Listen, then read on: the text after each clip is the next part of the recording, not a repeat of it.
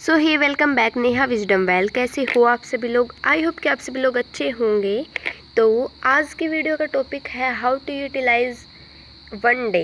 तो एक दिन को यूटिलाइज कैसे करें? तो सबसे पहले तो इम्पोर्टेंट थिंग यही आता है कि अपनी टू डू लिस्ट बनाओ। अब क्या किस तरीके से हम अपने टाइम को यूटिलाइज करेंगे ये देखते हैं।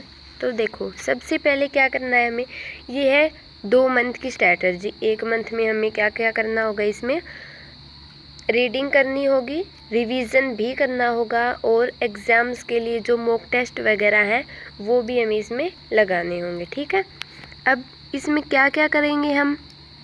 तो देखो, 1 मंथ में तो हमारी रीडिंग वगैरह ही होएंगी ना, क्योंकि 4 सब्जेक्ट लेके मानते हैं हम। तो ये मैं अपना बता रही हूँ, आप अपने सब्जेक्ट्स देख लेना, उसके अकॉर्डिंगली डिवाइड कर लेना। तो मेरा 1 वीक का ये पूरा प्रोसेस रहने वाला है।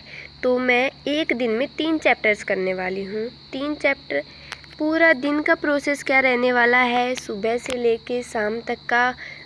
पहले क्या रहता था, अब मैं क्या करने वाली हूँ ये भी बता रही हूँ मैं। तो देखो, पूरा दिन का सुबह 7 बजे उठती हूँ मैं। 7 बजे से लेके रात के 11 या फिर 12 बजे तक 3 चैप्टर कंप्लीट करने होते हैं।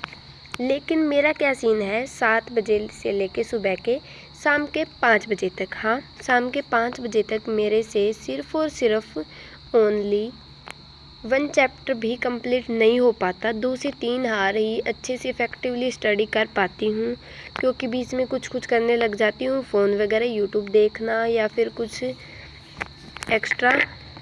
तो मेरा क्या होता है, मेरे को बहुत गिल्टी फील होता है इसकी वजह से। तो क्या होता है, जो फर्स्ट डे था उसके 3 चैप्टर करने थे, वो गोल कंप्लीट नहीं हुआ ना। तो वो 3 चैप्टर्स थे, वो गोल करने थे, वो रह गए। तो वो अगले दिन, यानी कि जो बाकी के वीक के 6 डेज़ थे ना, उन पे वर्डन हो गया।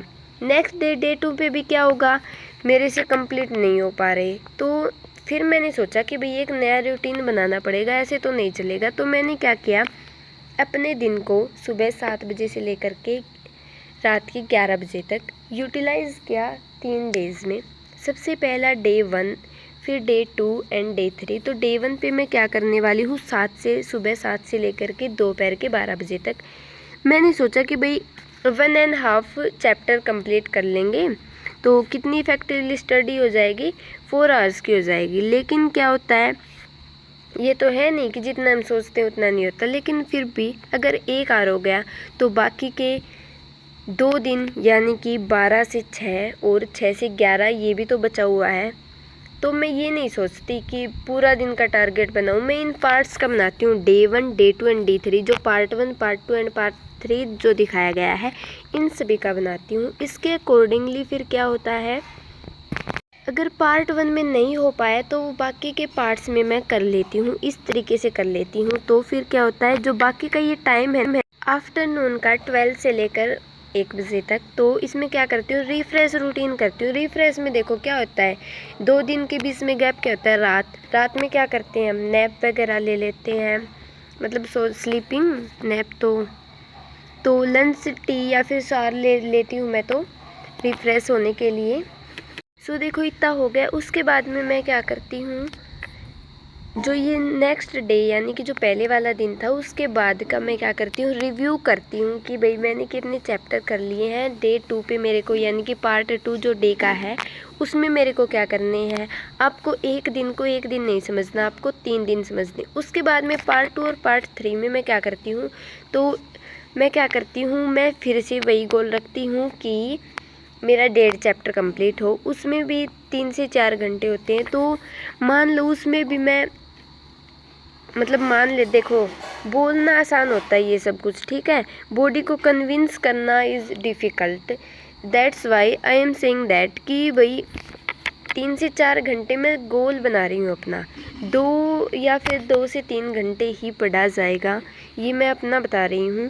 फिर इसमें क्या होगा, जितना मैंने गोल किया उतना तो हो नहीं पाएगा, तो 1 चैप्टर तो हो जाएगा कम से कम। उसके बाद में फिर से थोड़ा सा रिलैक्स और टी, देन उसके बाद में पार्ट 3। अभी तक देखो 2 पार्ट्स में हमारे 2 चैप्टर कंप्लीट हो गए हैं। अभी हमें कितने चैप्टर कंप्लीट करने थे पर डे पे, 3 चैप्टर। तो बाकी का अभी जो टाइम बचा हुआ है 7 PM से लेके 11 PM तक, उसमें मैं क्या करूँगी 1 चैप्टर।